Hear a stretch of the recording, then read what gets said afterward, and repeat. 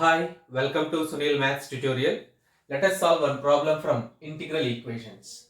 Solve pi of x is equals to tan x plus integral minus 1 to 1 e power arc sin x pi of t dt. Let it be equation number 1. Let it be equation number 1.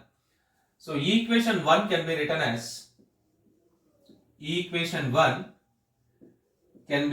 as observe that pi of x is equals to tan x plus integration with respect to t. It means e power arc sin x. E power arc sin x treated as constant. E power sin inverse x. Arc sin x is nothing but sin inverse x. Integral minus 1 to 1 pi of t dt. Put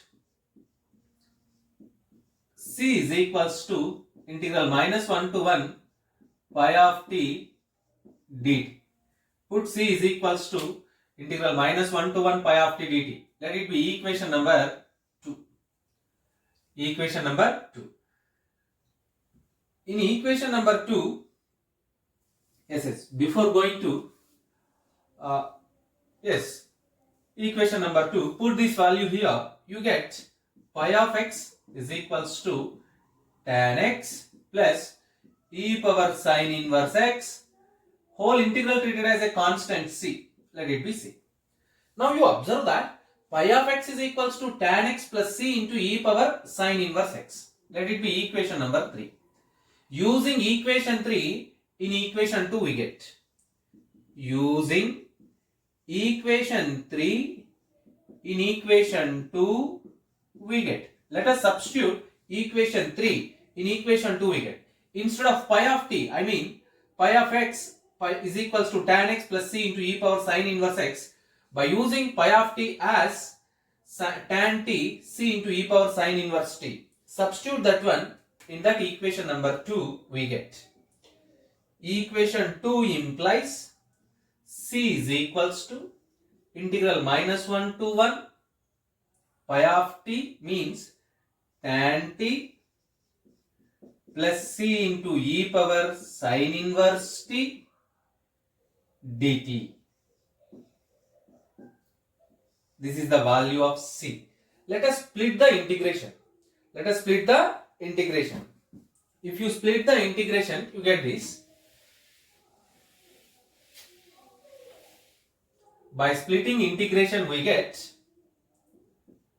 c is equals to integral minus 1 to 1 tan t dt plus c integral minus 1 to 1 e power sin inverse t dt.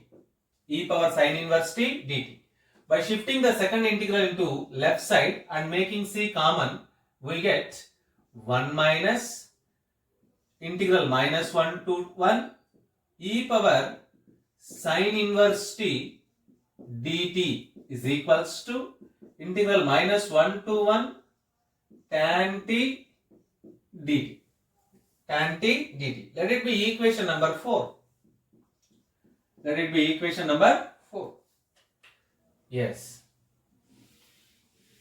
Now calculate this integral value.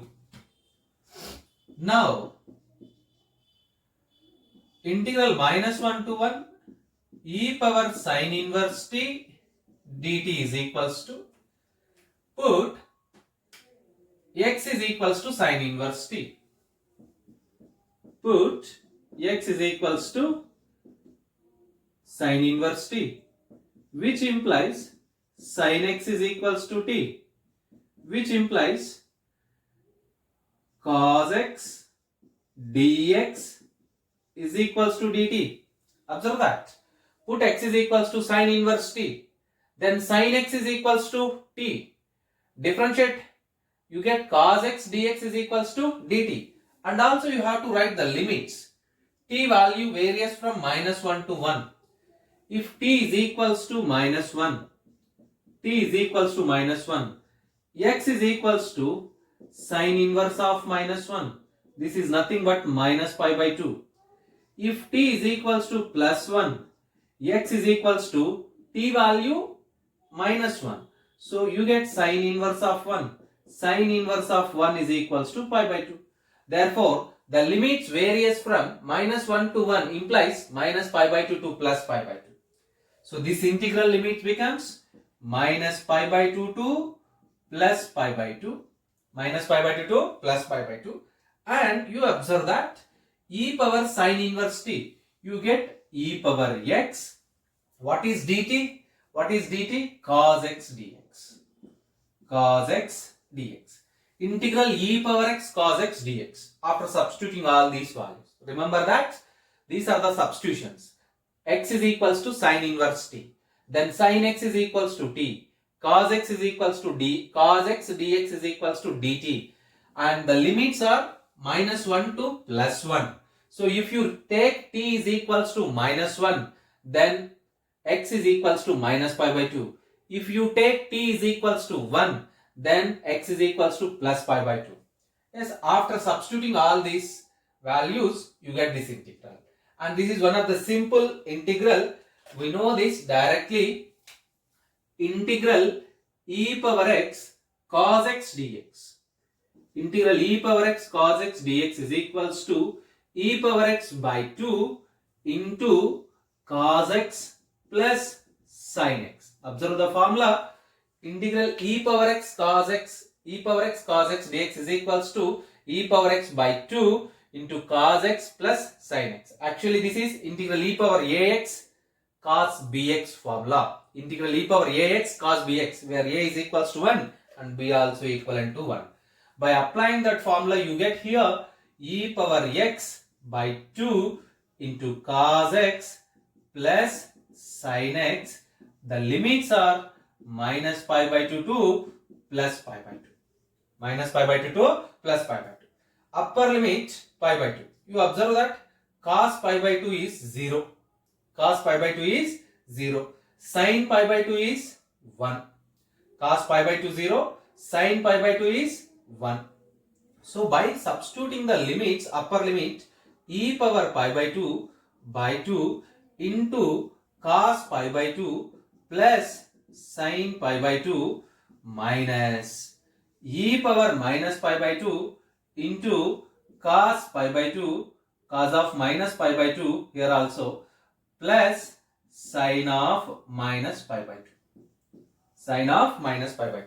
After substituting these two limits, we get which is equals to e power pi by 2 by 2, e power pi by 2 by 2. Here you get 1, 0 plus 1 minus e power minus pi by 2, again 0, here you get minus 1. Here also you get by 2. By 2. E power 1 by 2 into e power pi by 2 minus into minus plus e power plus pi by 2. You observe that if you write by 2 here, this is a e power minus pi by 2. Cos h of pi by 2. Hyperbolic cos h of pi by 2. Cos h of pi by 2. This value is equivalent to 0. Hyperbolic cos h of pi by 2 is equals to 0. So finally you get this value. Integral minus 1 to 1 e power sin inverse t dt is equals to 0. Integral minus 1 to 1 e power sin inverse t dt is equals to 0. Yes. By using this integral in equation number 4, using this value in integral in equation number 4 we get. Yes. By using this value in equation number 4 we get, which implies, equation 4 implies c into this integral completely becomes 0. 1 minus 0 is equals to integral minus 1 to 1 tan t d, which implies c is equals to integral tan t log of cos t, limits are -1 to 1, which implies c is equals to log of cos 1 minus log of cos of -1. Upper limit 1, lower limit -1. We know that cos of minus theta is equals to cos theta. Cos of minus theta is equals to cos theta. By using that value, which implies c is equals to log of cos 1 minus log of cos 1 minus log of cos 1. This gives a result of c is equals to 0. This gives a result of c is equals to 0. So if c is equals to 0, then equation number 2 implies,